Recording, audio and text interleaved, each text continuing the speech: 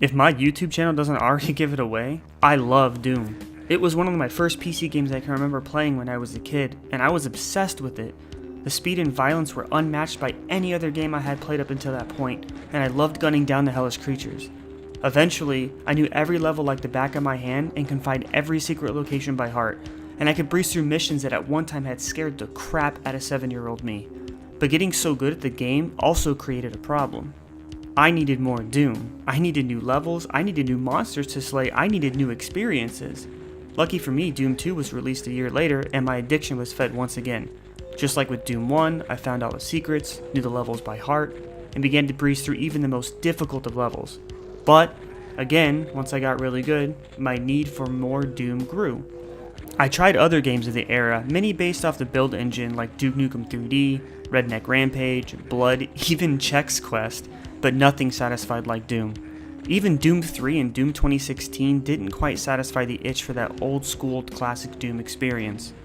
I even tried a couple years ago to prototype my own version of the Doom-like FPS to fill that void, but my limited knowledge of programming at that time kept me from moving forward with the project. I was still left with that 7-year-old in me yearning for a new Doom experience. Well, it's time to rejoice, 7-year-old Alex, because the classic Doom-like FPS Project Warlock was just released last week on October 18th, and you better believe I spent 4 days straight playing that. Initially, I had no idea this game was even in development. In fact, it wasn't until the day it came out that I even knew it existed. If it wasn't for my brother Kyle casually slipping me the, "Hey, you want to feed that addiction" message, I probably would have gone months without even knowing Project Warlock was released or existed. Well, I have to say thank you, Kyle, because for a brief 4 days this past week, my addiction was quelled. Now that I have finished the game and experienced what it has to offer, I wanted to review it and give my thoughts on it from a game developer's perspective. Since this is my first review on this channel, I want to explain my review process for Project Warlock and any future games. First off, I will never give a game a numerical score, like 6 out of 10, 8 out of 10, things like that. I think this influences the mind of the consumer way too easily, especially because when it comes down to it, these reviews are really just my opinion. Though I will try to be as objective as possible, the end review I give is still going to be subjective to my experience with the game, and that simply can't be avoided. So instead of a numerical score, I will list the pros and cons that come to mind when playing each game, and based on those I will determine if it's worth the price paid and the time invested. I think that's pretty fair. Second, I will try to never attack or demean the developer of these games. I know how hard it is to make video games. I've been doing it for 6 years and I still don't have a solid release or a project that I have felt extremely confident in. Starting a project is difficult, finishing one is an accomplishment in itself. Games are also never perfect on release. Even companies that have dedicated teams of QA testers still let bugs slip by. Unless the game was developed purposely with malicious mechanics or intentionally left unfinished and broken, I will be as respectful as I can during my review. Okay, now that that's out of the way, let's get to the review. So initially, I cannot express how excited I was when Kyle told me about Project Warlock. A new Doom-like experience to feed my addiction at only $12 and released the same day I heard about it? You can't get any better than that. So let's break down the review into 4 different parts. Visual, which is going to be art and presentation. Audio, which is the music and sound effects. Gameplay, which incorporates mechanics and the controls feel of the game. And content, length, and theme. In each of these, I'll list the pros and cons that are respective for that part, and then summarize my experience with the game. Alright, let's go. Project Warlock features some damn good pixel art, and it gets the closest to that classic Doom look that I've seen.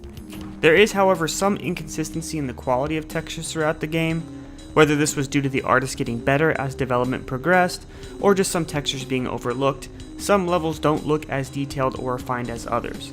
It isn't a huge issue, but it definitely caught my eye while playing.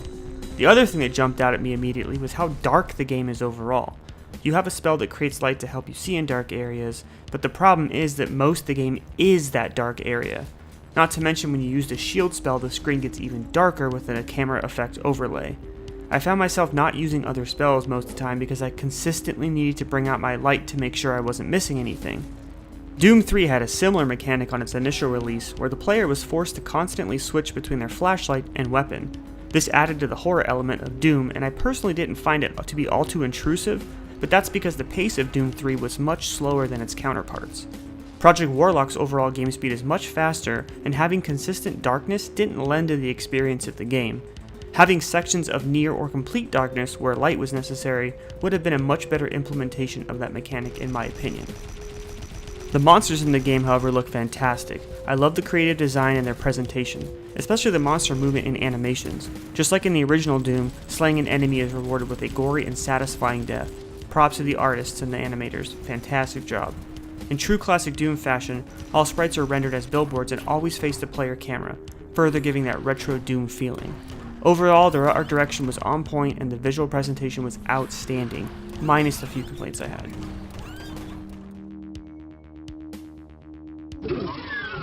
The first thing you hear when you boot up Project Warlock is this kick-ass menu music.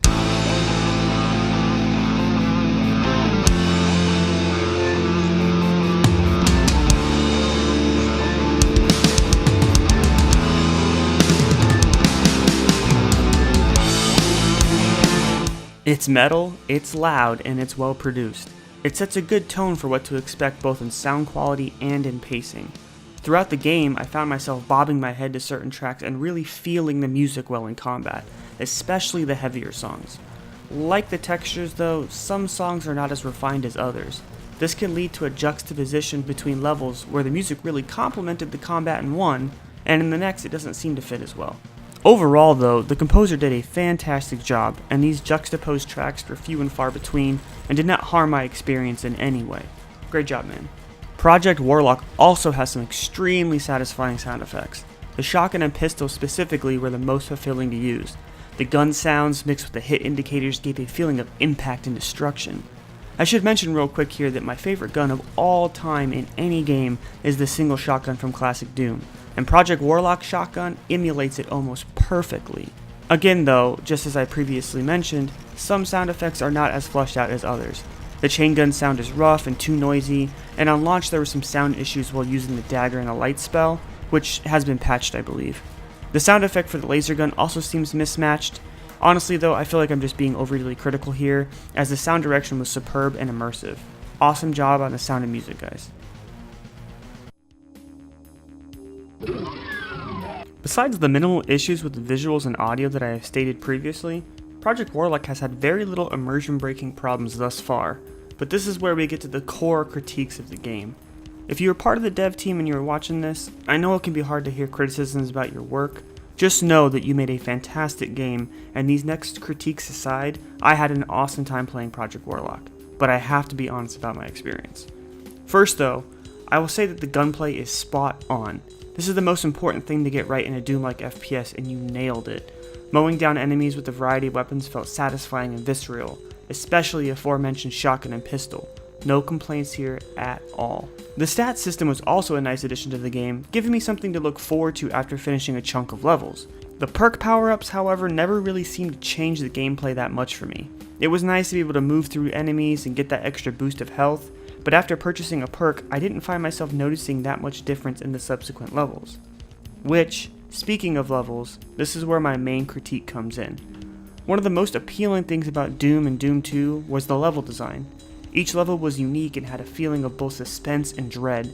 Also, the verticality of each level really added to the belief that these were real locations and that demons were infesting our world.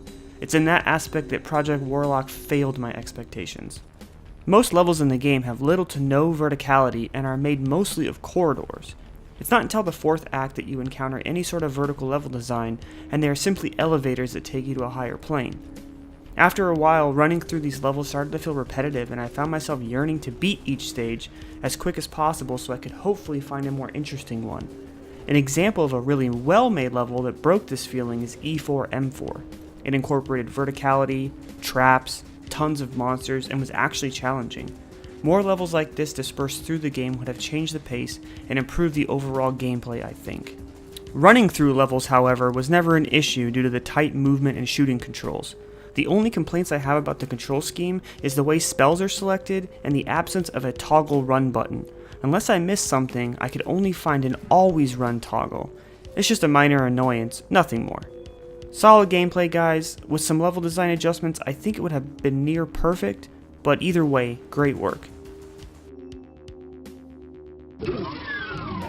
For the price point of $12, Project Warlock is worth every penny. The game isn't extremely long, and it probably took me 6 to 8 hours to fully complete, but I think that is a perfect length for what it offers. It's a game that knows what it wants to be, and it delivers that experience without holding back. I enjoyed the themes of the different chapters and enemies, especially when reaching hell and seeing all the demonic abominations. The first chapter, Medieval, felt the most flushed out to me and seemed to receive the most love. The developers are also very active at uploading bug fixes and patches via the GOG Galaxy app. In fact, I made a video on release day about an infinite experience glitch I had found, and it was patched within the next 2 days. Great developer support. Even with the criticisms previously stated, Project Warlock satisfied that dormant addiction I have for Doom, even if it was just for 4 days. I believe it is well worth the $12 price point, and your time invested will not be wasted. Buckshot Software said it best: it's time to warlock and load. Thanks everyone for watching. I hope you enjoyed the review.